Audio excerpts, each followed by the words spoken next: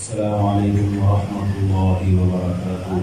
وعلیکم السلام ورحمۃ اللہ وبرکاتہ۔ الحمد للہ نحمده ونصلي على رسوله الكريم، اما بعد فاعوذ باللہ من الشیطان الرجیم، بسم اللہ الرحمن الرحیم۔ ومن اراد الآخرة وسعى لها سعيها وهو مؤمن فأولئك كان سعيهم مشكورا۔ یہاں کچھ بڑے علماء بھی بیٹھے ہیں، چونکہ میں تو اجنبی ہوں، مجھے نہیں پتا کس کا کیا مقام ہے، کون بڑے عالم ہیں، کون درمیانے ہیں، کون کس درجے کے ہیں، تو میں تو اوپر چڑھ کے بیٹھ گیا، تو گستاخی بے ادبی معاف۔ بعض دفعہ شہرت انسان کو اونچا کر دیتی ہے، حقیقت میں وہ اونچا بننے کے لائق نہیں ہوتا۔ ان سے زیادہ عزت دار لوگ، علم والے لوگ بیٹھے ہوتے ہیں تو ان کی بے ادبی کا خطرہ ہوتا ہے۔ شہرت کے اصول کچھ اور ہیں اور اللہ کے ہاں مقبولیت کے اصول کچھ اور ہیں۔ ضروری نہیں کہ شہرت ہو گئی تو آخرت میں بھی مقبول ہو۔ یہ جو میں نے قرآن مجید کی آیت پڑھی ہے، میں اس کی کچھ تشریح آپ کے سامنے پیش کروں گا۔ سب سے پہلے تو اہل حدیث بھائیوں کا بہت شکریہ۔ میں نے جب پیچھے آمین کی آواز آئی نا، مجھے خاندانی قسم کی آمین فاتحہ کے بعد اندازہ ہوا کہ یہاں ماشاءاللہ سارے اہل حدیث ہیں، اور تو اگر یہی اعتدال ہم سب کی طبیعتوں میں پیدا ہو جائے تو پھر تو مسئلہ ہی نہیں۔ سعودی عرب میں آپ دیکھیں، ایک آدمی ہاتھ چھوڑ کے کھڑا ہوا ہوگا، ساتھ والا نے ادھر ہاتھ باندھا ہوا، تیسرے والے نے ناف پہ، چوتھے والے نے سینے پہ، ایک رفع الیدین کر رہا ہے، ایک نہیں کر رہا، ایک آمین کہہ رہا ہے، ایک نہیں کہہ رہا۔ تو اگر یہ سب چیزیں ہم برداشت کر لیں تو میرا خیال ہے پھر تو مسئلہ ہی حل ہو جائے۔ ایک حدیث پیش کر کے بس پھر میں جو اصل ٹاپک ہے اس پہ آتا ہوں۔ بخاری اور مسلم کی متفقون علیہ صحیح حدیث ہے بنو قریظہ کی، کہ آپ صلی اللہ علیہ وسلم نے چند صحابہ کو بنو قریظہ بھیجا۔ اس حدیث میں کچھ علمی نکتے ہیں، وہ نوٹ کر، وہ تو حدیث تو آپ سب نے سنی ہوگی، لیکن اس میں کچھ اہم پوائنٹ ہیں نوٹ کرنے کے، وہ شاید آپ نے نہ سنے ہو، وہ میں آپ کے سامنے پیش کروں گا۔ آپ صلی اللہ علیہ وسلم نے بنو قریظہ کی طرف ایک لشکر بھیجا اور حکم دیا کہ جب تک بنو قریظہ نہ پہنچ جاؤ عصر کی نماز۔ اچھا، میرے بیان کا اصول یہ ہے کہ آپ کو میرے ساتھ بولنا پڑے گا، جیسے میں جملہ ادھورا چھوڑ دوں تو آپ فل ان دا بلینکس، خالی جگہ پر کر دیں، مجھے اندازہ ہو کہ آپ کی میرے ساتھ شریک ہیں، ایسا محسوس نہ ہو کہ جیسے میں ٹی وی میں آ رہا ہوں۔ تو آپ صلی اللہ علیہ وسلم نے بنو قریظہ کی طرف صحابہ کو بھیجا اور حکم دیا کہ جب تک بنو قریظہ نہ پہنچ جاؤ کسی نے عصر کی نماز نہیں پڑھنی۔ مشہور حدیث ہے، راستے میں نماز کا ٹائم قضا ہونے لگا، صحابہ پریشان ہو گئے۔ ایک طرف نبی کی حدیث ہے بھائی جب تک مقام پہ نہ پہنچو عصر نہیں پڑھنی، لیکن دوسری طرف قرآن کی آیتیں حافظوا علی الصلوات والصلاۃ الوسطی، خصوصاً درمیانی نماز کی حفاظت کرو، عصر کی نماز۔ رائے کا اختلاف ہوا ہے، اور یہ اختلاف پیغمبر صلی اللہ علیہ وسلم کی مخالفت کرنے کے لیے نہیں، پیغمبر صلی اللہ علیہ وسلم کی اتباع کرنے کی غرض سے ہوا ہے کہ نبی کی اصل منشا اور اصل مراد ہے کیا۔ جنہوں نے ظاہر حدیث کو لیا، حدیث کے ظاہر کو، ظاہری الفاظ کو، انہوں نے کیا کیا کہ بھئی ہم نے نبی کے قول کے ظاہری الفاظ کو لینا ہے کہ عصر کی نماز جب تک بنو قریظہ نہ پہنچ جاؤ کسی نے نہیں، بس ہمارے لیے اتنا کافی. اس کی باریکی میں جانا، اس کا مفہوم تلاش کرنا، اس کا اصل مقصد کیا تھا، اصل منشا کیا تھی، ہم اس کے مکلف نہیں. بول لو نا نہیں. آپ تو پنڈی کے لوگ ہو یار. تو انہوں نے نماز قضا کر دی. دوسرے فریق نے کیا کہا؟ نبی کی منشا یہ نہیں، الفاظ تو یہ ہیں، منشا یہ. نبی عالم الغیب نہیں ہے. آپ کو کیا پتا کہ ہم بنو قریظہ جب پہنچیں گے تو نماز ہی قضا ہو جائے گی. یہ جو قرآن کا حکم ہے حافظوا علی الصلوات والصلاۃ الوسطی، یہ عمومی حکم ہے.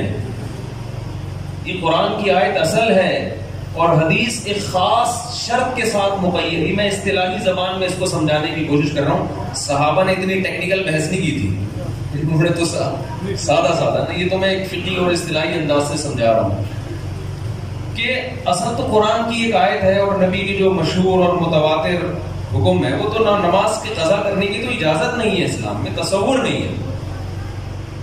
تو یہ جو حکم دیا جا رہا ہے کہ بنو قریظہ پہنچنے سے پہلے یہ ایک قید اس میں لگی ہوئی ہے. وہ قید یہ ہے کہ بشرطے کہ وہاں پہنچ جاؤ. اگرچہ اس کی صراحت نہیں ہے، دوسرے دلائل کی روشنی میں یہ شرط کی صراحت کی ضرورت نہیں تھی، یہ شرط لگی ہوئی ہے. ایک فریق نے نماز کو قضا کر دیا، دوسرے فریق نے نماز وقت پہ پڑھی. جب یہ وفد واپس آیا، نبی صلی اللہ علیہ وسلم کو اطلاع ملی، آپ نے کسی فریق کی مخالفت، کسی کو غلط قرار نہیں دیا. دیکھو نبی کے دور میں جو واقعات ہوئے ہیں وہ اتفاقی نہیں ہیں، وہ اللہ کی طرف سے وجود میں لائے گئے ہیں امت کو ایک سبق دینے کے لیے. اسلام میں دو قسم کے اختلاف ہیں. ایک بنیادی عقائد، یہ بنیادی کا لفظ اس لیے بتا رہا ہوں کہ جب عقیدوں کی پیچیدگی میں جائیں گے تو اس میں بھی اختلاف ہوگا اہل حق کا. عقیدہ ہمیشہ اصولی نہیں ہوتا، عقیدوں کی بھی جب گہرائی میں جائیں گے نا پھر 10 فرقے بنیں گے. جو بیسک عقیدے ہیں اسلام کے ان میں اختلاف کی اسلام نے اجازت نہیں. اس میں اگر اختلاف کرے گا گمراہ ہے. ان 73 فرقوں میں 72 میں شامل ہیں جو فی النار، جو جہنم کی آگ میں ہوں گے. وہ کیا اختلاف ہے؟ عقیدہ توحید میں اختلاف. جی ہمارا رائے کا اختلاف ہے، تو خدا ایک بھی ہو سکتا ہے، دو بھی ہو سکتے ہیں، رائے کے اظہار کی ہے کوئی اجازت. یہ مارکیٹ میں بولو بھائی، اتنا براڈ مائنڈیڈ بننے کی ضرورت نہیں. صاحب نے مجھ سے پوچھا، آپ مفتی صاحب بڑے براڈ مائنڈیڈ قسم کے ہیں، اگر کوئی یہ کہتا ہے نبی صلی اللہ علیہ وسلم ہر جگہ حاضر ناظر، مشکل کشا، حاجت روا سب چیزیں ہیں، تو اس کے پیچھے نماز جائز ہے کہ نہیں جائز؟ اتنے ہم اکثر ایک نعرہ لگایا جاتا ہے کہ یہ مولوی لوگ جو ہے لوگوں کو دائرہ اسلام سے نکالتے ہی رہتے ہیں. بھائی دائرہ اسلام سے ہم نکالتے نہیں ہیں، لیکن جو پکا نکل گیا ہو اس کو ہمیں دائرے میں لانے کی بھی اجازت نہیں ہے. ہمارے معذرت کر تھوڑی ابیوزو لینگویج استعمال کر سکتا ہوں، معذرت کے ساتھ تھوڑی اسٹائل ہے میرا، کیا کریں مجبور ہے. یہ ہمارے باپ کا دین نہیں ہے، اتنا اس سے زیادہ نہیں. یہ ہمارے باپ کا دین نہیں ہے. یہ دائرہ ہمارے باپ کا بنایا ہوا تھوڑی، یہ تو اللہ کا بنایا ہوا دائرہ ہے. ہم کوشش تو یہی کرتے ہیں بھائی کفر کا فتویٰ حتی الامکان جب تک کوئی صحیح تعویل ہو سکتی ہے کسی پہ کفر کا فتویٰ نہ لگایا جائے، لیکن اس کی بھی ایک حد ہوتی ہے. ایک آدمی اپنی بات کی خود تعویل کے لیے تیار نہیں ہے. وہ کہہ رہے بھائی میں نبی کو مشکل کشا سمجھتا ہوں، حاجت روا سمجھتا ہوں. بھائی اس کا مطلب بتا دے. حاجت روا کا شاید مطلب یہ ہو کہ کچھ کھینچتان کے نکال لو. وہ کہہ رہے نہیں، اللہ نے اپنے نبی کو اختیارات دے دی ہیں کہ وہ جب چاہیں جس کی چاہیں مدد کر سکتے ہیں. تو بھائی اب وہ تو خود اپنی بات کی تعویل نہیں کر رہا نا، تو ہم کیسے اس کی کھینچتان کے لے آئیں اس کو. تو عقیدہ توحید ہے. عقیدہ توحید میں سب سے پہلے دعا لغیر اللہ، یہ شرک کی سب سے اعلیٰ قسم ہے. دعا لغیر اللہ سب سے اعلیٰ قسم، کہ آپ کسی کو یہ سمجھ کے کہ اللہ نے اس کو ما فوق الاسباب اختیارات دے دیے ہیں، یہ سمجھ کے جب آپ کسی سے مانگتے ہیں تو یہ دعا ہے. یہ وہ پولیس والی ہیلپ لائن نہیں ہے کہ لوگ کہتے ہیں پولیس سے مدد مانگنا جب شرک نہیں ہے بھائی، تو بزرگوں سے مدد مانگنا کہاں سے شرک ہو گیا؟ بھائی پولیس کی مدد اسباب کے تحت ہوتی ہے. ابھی میں عقیدہ توحید بیان کر رہی ہوں، وہ تو پھر لمبا بیان ہو جائے گا پورا. پولیس کی مدد اسباب کے تحت ہوتی ہے، اور جو ان کو معبود سمجھ کے پکارا جاتا ہے ما فوق الاسباب، کہ اس کو کچھ ایسی اختیارات دے دی ہیں کہ اس کو سبب کی ضرورت نہیں، اس کو پولیس کی بھی ضرورت نہیں، ویسی مدد کر لے گا. تو عقیدہ توحید ہے، عقیدہ ختم نبوت ہے، عقیدہ رسالت ہے. آپ صلی اللہ علیہ وسلم اللہ کے نبی ہیں. جنت، جہنم، آخرت، ان چیزوں میں اختلاف رائے کی اجازت نہیں. کوئی اختلاف رائے کرے گا تو ہم مارے کوٹیں گے نہیں، دائرہ اسلام سے اس کو باہر کیا کریں گے؟ ہم نہیں باہر کریں گے. باہر تو ہو چکا ہے، ہم بتائیں گے کہ ہو گیا ہے. حضرت مفتی محمد شفیع صاحب سے ایک دفعہ کسی نے پوچھا کہ یہ مولوی لوگ دین کے ٹھیکیدار کیوں بنے ہیں؟ وہ دائرہ اسلام میں باہر ہے، وہ دائرہ اسلام کے اندر داخل ہے، وہ خارج ہے، یہ ٹھیکیدار کیوں بنے ہیں؟ انہوں نے فرمایا ہم ٹھیکیدار نہیں، چوکیدار بہرحال ہیں. ڈنڈا لے کے بیٹھے ہیں، غلط چیز کو اندر آنے نہیں دیں. ٹھیکیدار نہیں ہے، ہم کیا ہیں؟ دین کے چوکیدار بہرحال. اسلام کا ایک باؤنڈری ہے، باؤنڈری کے سے آپ کو نکلنے کی اجازت نہیں ہے. تو بیسک عقیدے، عقیدہ توحید ہے، عقیدہ رسالت ہے، عقیدہ تقدیر ہے. ان میں اسی طرح اہل سنت والجماعت کا متفقون علیہ عقیدہ ہے صحابہ کلہم عدول. سارے صحابہ کیا ہیں؟ عادل ہیں. حضرت معاویہ رضی اللہ تعالی عنہ سے مروی حدیثیں بخاری میں بھی ہیں، مسلم میں بھی ہیں. کوئی ایک محدث ایسا نہیں ہے جس نے حضرت معاویہ کی حدیث کو معاویہ ہونے کی وجہ سے چھوڑا ہو. کوئی ایک محدث ایسے نہیں. آپ جو ان پر الزامات لگاتے ہو، انہوں نے حضرت علی کو برسر ممبر معاذ اللہ نقل کفر گالیاں دلوائیں، جو جھوٹے الزامات، گالیاں دینے کی ترغیب دیا کرتے تھے. بتاؤ داماد رسول کو جو گالیاں دینے کی ترغیب دیتا اور برسر ممبر گالیاں دیتا وہ عادل ہو سکتا ہے؟ عادل کا مطلب ثقہ، نیک. تو یہ عجیب دوغلی معاذ اللہ نقل کفر دوغلی پالیسی ہے کہ محدثین عادل بھی کہہ رہے ہیں اور یہ بھی مان رہے ہیں کہ معاذ اللہ گالیاں دیا کرتے تھے. تو یا تو میرے بھائی گالیاں نہیں دیتے تھے، یا آپ نے یہ اردو کے میں خود سے ایک ترجمہ کشیدہ ہوا ہے اور خود سے حضرت معاویہ پہ آپ نے ایک الزام تھوپا ہوا ہے. کیونکہ میرا یہ ٹاپک نہیں، میں چاہ رہا ہوں جو بات میں کہنا چاہ رہا ہوں جلدی سے ہو جائے. میرے اندر بڑے فالٹ یہ ہے کہ میں جب چلتا ہوں نا کسی اسٹیشن کی طرف تو راستے میں قیام کام میں بہت ٹائم ہمارا گزر جاتا ہے. تو بیسک عقیدوں میں کسی کو اختلاف کی اجازت نہیں ہے اس میں بھی. دوسری بات ہے فروعی مسائل.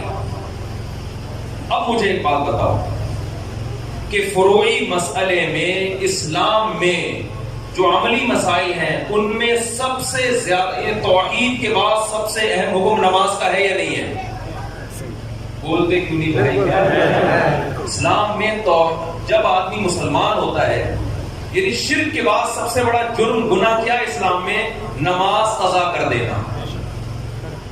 امام احمد ابن حنبل تو اس کے قائل ہیں کہ وہ اسلام سے ہی خارج ہیں.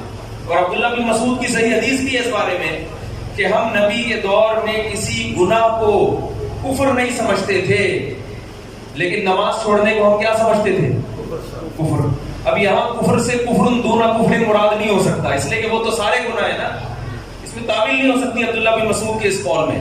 اس لیے امت میں اختلاف رہا ہے کہ کسی گناہ کے بارے میں کسی مجتہد کا یہ قول نہیں ہے کہ چھوڑنے سے کافر ہو جاتا ہے. لیکن امام احمد بن حنبل کا نماز کے بارے میں کیا قول ہے؟ جان کر چھوڑنے سے کافر ہو جائے. حتیٰ کہ شیخ بن باز کا یہ فتویٰ تھا، سعودیہ کے سابق مفتی اعظم، کہ اگر کوئی رات کو سویا اور اس نے فجر کی نماز کا الارم نہیں لگایا اور الارم لگایا صبح آفس کا 8 بجے کا، وہ کافر ہو جائے گا، اس کا نکاح بھی ٹوٹ جائے گا. اتنا بڑا حکم. ایک بات، صحابہ کا کس میں اختلاف ہو رہا ہے؟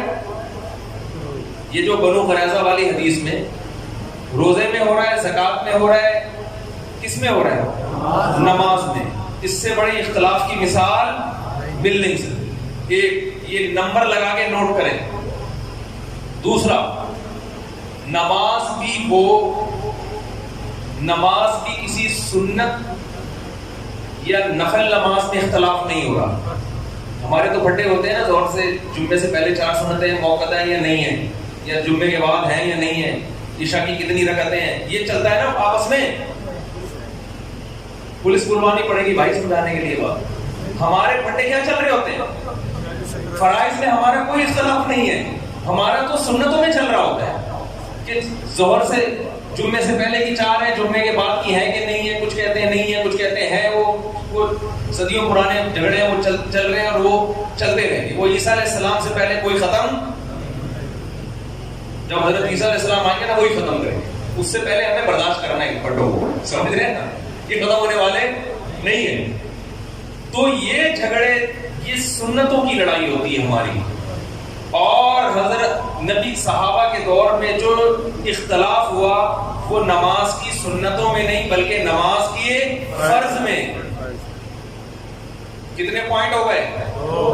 2. نوٹ کریں اس کو. 4 شادی میں بھی بات ہوگی انشاءاللہ، یہ ذہن کریں. یہ تو میں فرض سمجھتا ہوں.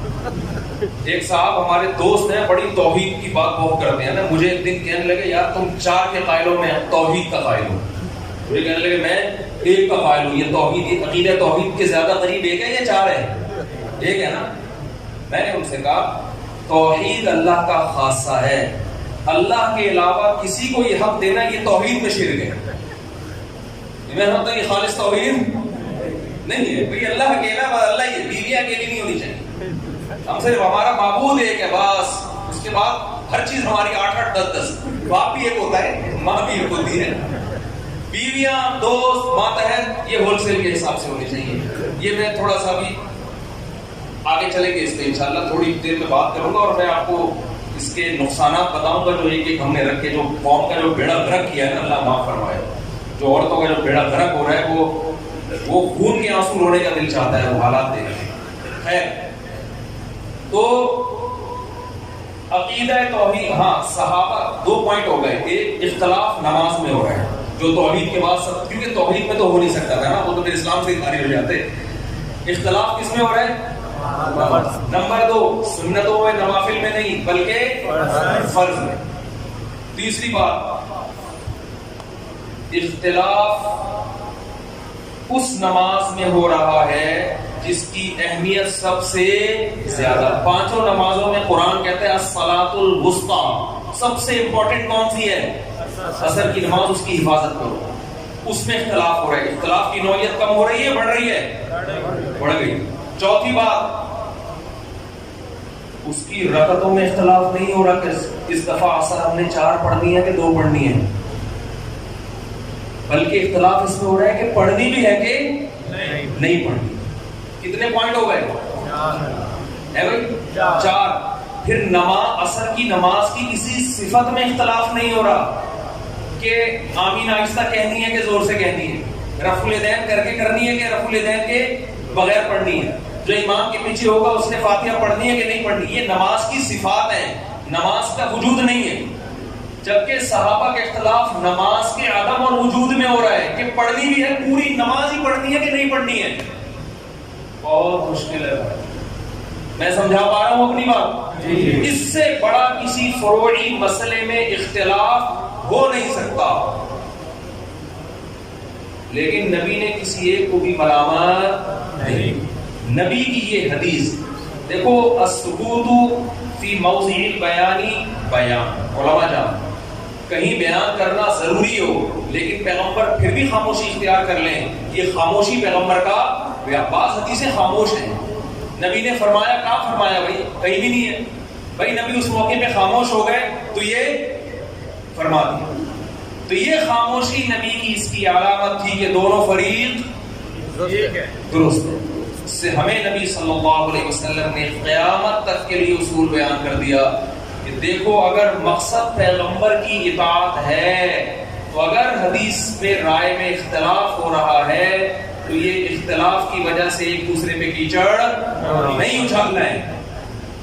صحابہ نے یہ نہیں کہا کہ تم، یعنی ہم لوگ اگر میرے جیسا نالائق ہوتا اگر تو ہم کیا کرتے ہیں؟ آؤ مناظرہ کرو، بیٹھو. پھر ایک دوسرے کے خلاف جو سوشل میڈیا پہ جو طوفان بدتمیزی چل رہا ہے، آپ کہہ سکتے ہیں ہم بھی تو جہلم یہی کر کے آئے ہیں. ہم جہلم اس کو روکنے کے لیے ہیں، روکنے کے لیے گئے ہیں، کرنے کے لیے نہیں گئے. اور اللہ کا شکر ہے ایسا روکا ہے. اب اللہ نے چاہا تو انشاءاللہ یہ فتنہ سر نہیں اٹھائے. تو ہمیں اپنے اندر یہ تحمل پیدا کرنا پڑے گا. اختلاف کا تحمل کریں. جو مسائل اسلاف میں اختلافی چلے آ رہے ہیں چل رہے تو ایسے یہ ختم نہیں ہو سکتے اور ختم ہونا بھی نہیں چاہیے. اس لیے کہ تو اللہ تعالیٰ نے اپنے نبی صلی اللہ علیہ وسلم کی ہر ادا کو کسی نہ کسی طرح سے محفوظ کیا. اب میں جلدی سے اس آیت کی طرف آتا ہوں. وَمَنْ أَرَادَ الْآخِرَةَ وَسَعَى لَهَا سَعْيَهَا وَهُوَ مُؤْمِنٌ فَأُولَٰئِكَ كَانَ سَعْيُهُمْ مَشْكُورًا. اس آیت میں اللہ نے کامیاب ہونے کی 4 شرطیں بیان کی ہیں. ہم میں سے ہر شخص چاہتا ہے نا کامیاب ہونا، تو اللہ نے کتنی شرطیں بیان کی ہیں؟ 4. سب سے پہلی شرط وَمَنْ أَرَادَ الْآخِرَةَ، آپ کی نیت کیا ہونی چاہیے؟ آخرت. انسان تہجد گزار ہو، اللہ کی راہ میں جہاد کرے، تبلیغ کرے، اگر نیت اللہ کی رضا نہیں ہے تو وہ عمل مقبول نہیں. کتنا ہی بظاہر حدیث میں آتا ہے وہ شہید جہنم میں ڈال دیا جائے گا جو لوگوں کو دکھانے کے لیے اللہ کی راہ میں لڑا ہوگا. دوسری شرط اللہ نے کیا بیان کی ہے؟ وَسَعَى، صرف نیت کافی نہیں بلکہ کیا کرے؟ کوشش. بیٹھا ہوا ہے ہاتھ پہ ہاتھ رکھے ہوئے، میری نیت ہے میں صدقہ خیرات کروں گا، صدقہ کرنے کی کوشش نہیں کرتا. میری نیت ہے میں رشتہ داری کو جوڑوں گا، جوڑنے کی کوشش نہیں کرتا. میری نیت ہے میں جہاد کروں گا، تیاری نہیں کرتا، کوشش نہیں کرتا، نیت نہیں کرتا. نیت سے مراد عمل کی نیت. میری نیت ہے جی میں ماں باپ کی خدمت کروں گا مگر خدمت کی کوشش نہیں کرتا. تو اللہ نے کامیابی کی دوسری شرط کیا بیان کی ہے؟ وسعا، کوشش بھی کرنی ہے. بولے نا بھائی، کرنی ہے. تیسری شرط وسعا لها سعیها، کوشش آخرت والی، اخفل طریقے سے کوشش. بولو بھائی، اخفل سمجھتے ہیں نا؟ اخفل کوشش. اب دیکھو فجر کی 2 رکعتیں ہیں، اگر میں کہوں کہ یار ایک اور ملا لو ساتھ 3 پڑھ لو، بھائی میں کوئی غلط تو نہیں کر رہا نا کہ نبی امام نے 3 پڑھائی پبلک پکڑ لے گی امام کو. بھائی امام صاحب آپ سے بھولے سے ایسے ہوا ہے. امام صاحب کہتے ہیں استغفر اللہ، بھولے سے نہیں، میں نے جان کر پڑھی ہے 3 رکعتیں. کیوں بھائی امام صاحب جان کر کیوں پڑھی ہے؟ بھائی میں نے اس لیے پڑھی ہے کہ 2 سجدے پہلی رکعت میں، 2 دوسرے میں، 2 اگر قریبی میں لگا دو تو کیا جا رہا ہے؟ بھائی 4 تو اللہ کی طرف سے فرض ہیں، 2 ہماری طرف سے کیا ہو گئے؟ قریبی ہو گئے. اور اگر تم لوگ کو تکلیف ہوئی ہے، ٹائم زیادہ لگ گیا ہے تو کل نہیں کروں گا میں، چلو کل سے دوبارہ 2 رکعتیں پڑھاؤں گا. آپ چھوڑ دو گے امام کو؟ بولے گا بھائی دوبارہ پڑھا نماز، بلکہ آپ تو کہو گے پتہ نہیں عقیدے اس کے صحیح ہے بھی ہے نہیں ہے، دوسرا امام لاؤ بھائی. اب وہ دلیل میں یہ دینا شروع کر دے کہ منع دکھاؤ.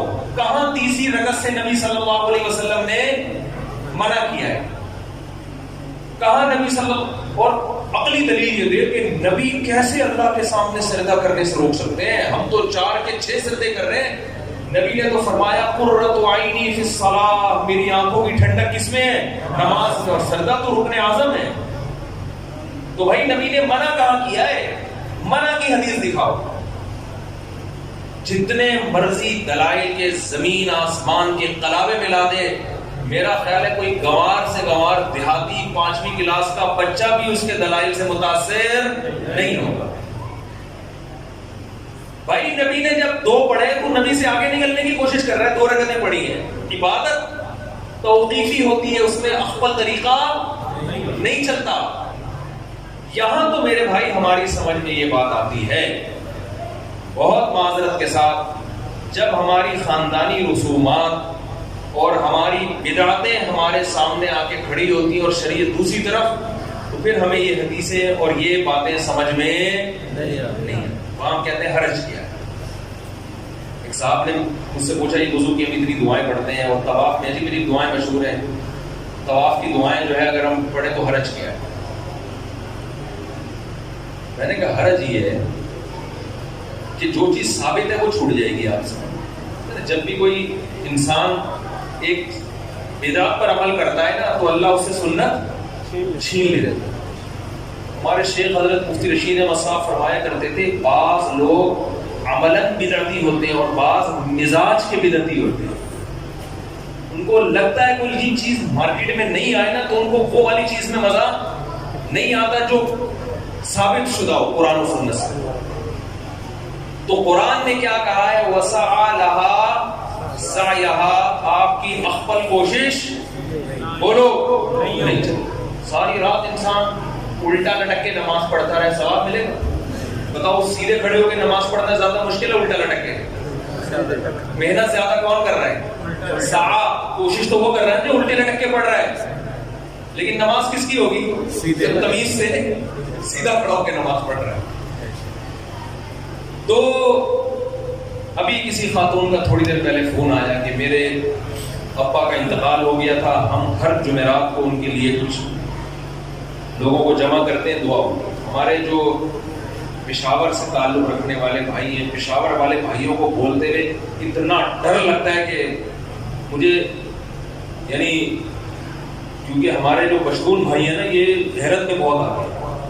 100 دفعہ سوچنا پڑتا ہے کوئی زبان میں ذرا سی بھی دائیں بائیں کچھ بھڑک گئی تو وہ ہماری خیر نہیں. مہمان نواز بھی بہت ہے، بہادر بھی بہت ہے، لیکن بہت حساس بہت ہے. پشاور میں KPK میں بہت معذرت کے ساتھ عادت ہے کوئی مر جائے نا تو جو تعزیتی پروگرام چلتے ہیں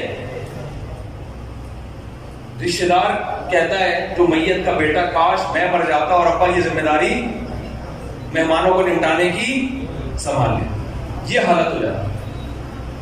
یعنی ان کا یہ ہوتا ہے، سب کی بات نہیں کر رہا بھائی جو بیان سن رہے ہیں ان کے علاوہ بندہ مر جائے نا تو تمبو لگنے کے بعد تعزیتی پروگرام، پھر قرآن خوانیاں، پھر دیگیں، پھر جو آ رہا ہے اس کو چائے، پھر ایک رسم میں جو آ رہا ہے دعائے خیر و شفاء اللہ تعالیٰ مغفرت نکونا دے وغیرہ وغیرہ، پوری لمبی دعا. جو بھی آئے گا سب نے ہاتھ اٹھانا ہے. ہاتھ نہ اٹھائیں تو اس بات کا خطرہ ہے جہاں جنازہ لیٹا ہوا ہے تھوڑی دیر میں آپ بھی وہی لیٹے. میرا اندرون سندھ دورہ ہوا، مجھے نہیں پتا تھا ان کے میت بھی ہو گئی ہے تو، اور میت ہوئے بھی کئی دن ہو چکے تھے. میں وہاں گیا، میں تو سندھی حضرات تھے بڑے محبت کرنے والے، بیان سن رہے ہو تو بھائی معذرت.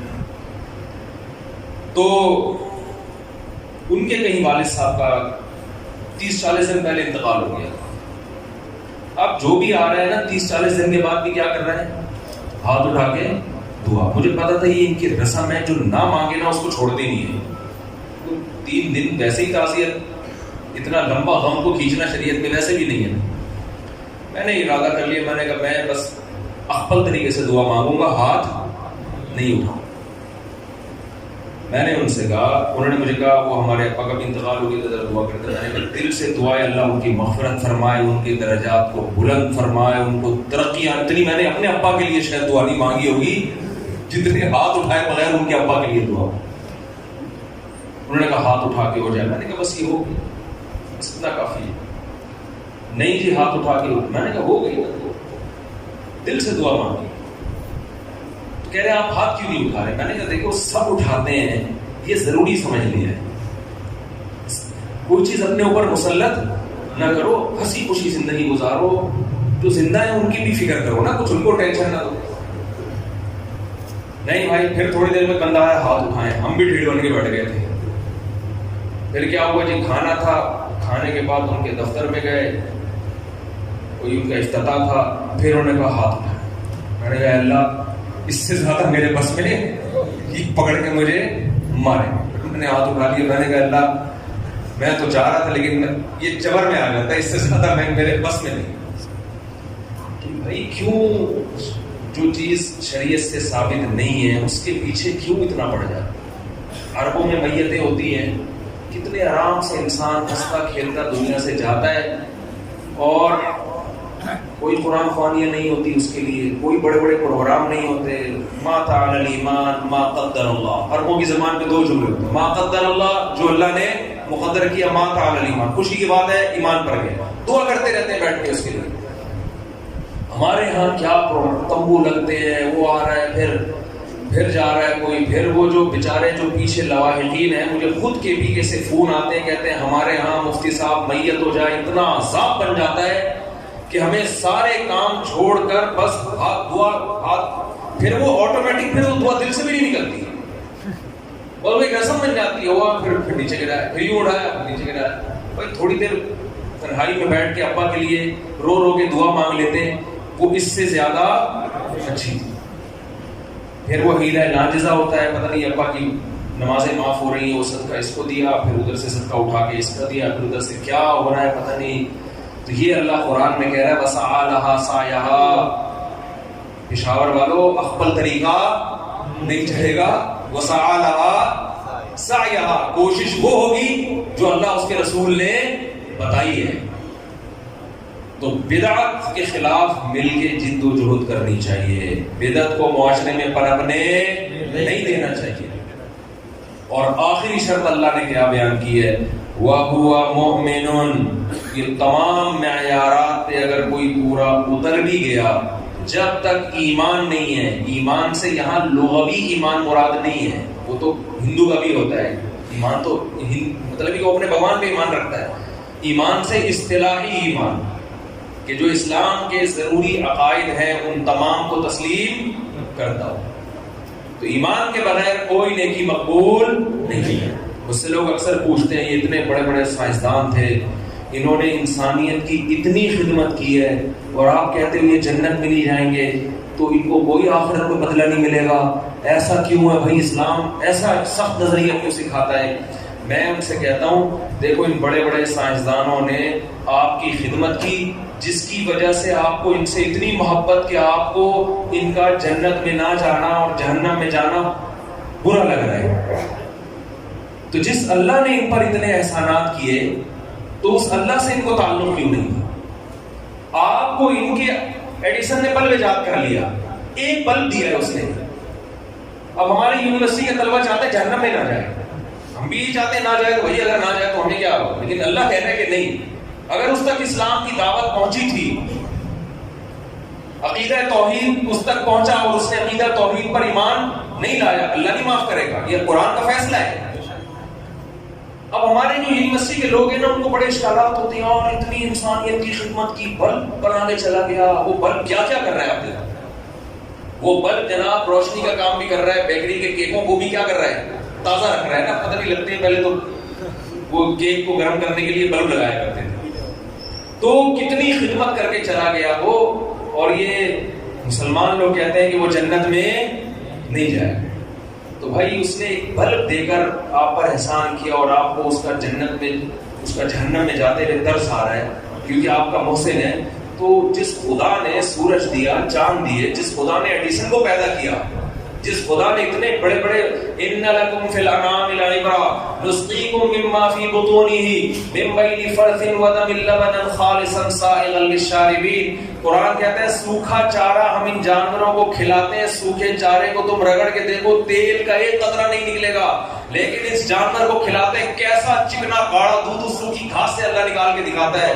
اور اس خالصاً فرمایا کہ نہ اس میں گوبر کی بدبو نہ خون کی بدبو.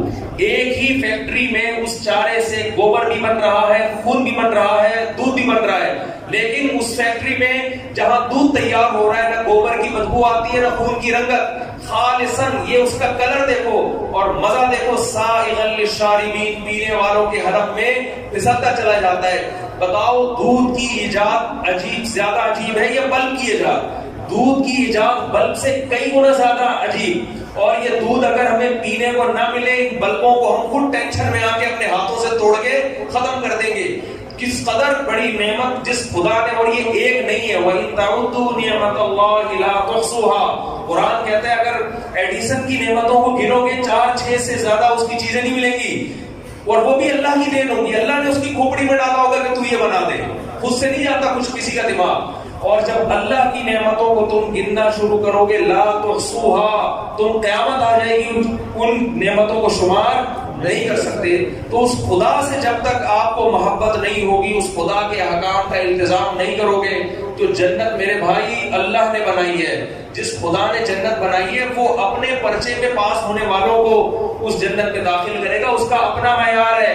جنت کا ہمارا اخبل معیار نہیں چلے گا, اس کا اپنا معیار ہے. اس معیار پہ پورا اترنا پڑے گا. اس سائنسدانوں کی تھوڑی ہے جنت جو ہم کہیں گے جی سائنسدانوں نے بنائی ہے. جس خدا نے بنائی ہے وہ کہہ رہے میرے معیار پہ چلو. ایک چھوٹی سی بات کر کے اپنے بیان کو ختم کرتا ہوں. دیکھو, آپ گھر سے باہر بہت اچھے ہیں دوستوں میں. باپ آپ کو اچھا جب کہے گا جب آپ باپ کے ساتھ اچھے ہو. دوست آپ کو اچھا جب کہے گا جب آپ دوست کے ساتھ اچھے ہو. اچھائی اور برائی کا جو معیار ہے وہ ہر ایک کا دوسروں سے مختلف ہے. بیوی آپ کو اچھا جب کہے گی جب آپ, جو بیویاں میرا بیان نہیں سن رہی ان کی بات کر رہا ہوں, جو خواتین یعنی ان لوگوں کی جو بیویاں, آپ کا پتہ نہیں کتنی بیویاں مول صاحب نے رکھی ہوئی ہیں, تو لوگوں کی بات کر رہا ہوں کہ عورت اس شوہر کو اچھا کہے گی جو پوری توجہ کس کو دے, بیوی کو. لیکن ساس اس شوہر کو اچھا, اس بیٹے کو اچھا کہے گی جو پوری توجہ کس کو دے, ماں کو. تو میرے بھائی ہمارے ہاتھ میں اگر جنت ہوتی تو پھر ہمارے معیارات دوسروں سے مختلف. ہر شخص کا اپنا معیار. جنت چونکہ اللہ نے بنائی ہے لہذا معیار بھی کس نے رکھا ہے, اللہ. اللہ کہتے ہیں جو سب سے پہلے میرے ساتھ مخلص ہوگا اس کو میں جنت میں داخل کروں گا. تو یہ اللہ کا معیار ہے. تو اللہ نے 4 شرطیں بیان کی, یاد رہیں گی. نیت اچھی ہو, نمبر 2 کوشش بھی کرے, نمبر 3 اس کوشش میں بدعتوں کو شامل نہ ہونے دے, اور نمبر 4 عقیدہ بھی اس کا صحیح ہو. یہ 4 کوشش ہوگی تو اللہ فرماتے ہیں فَأُولَٰئِكَ كَانَ سَعْيُهُمْ مَشْكُورًا, ان کی کوشش کا صرف بدلہ نہیں ملے گا, بہت اچھا بدلہ ملے گا. مشکورہ کا یہ مطلب ہے صرف بدلہ نہیں بلکہ جتنا کرو گے کم سے کم 10 گنا, اور اس سے زیادہ اللہ جس کے لیے چاہے بڑھا. تو اللہ سے دعا ہے جو باتیں اللہ نے کہلوائیں اس میں جو کمی کوتاہی ہوئی اللہ معاف فرمائے.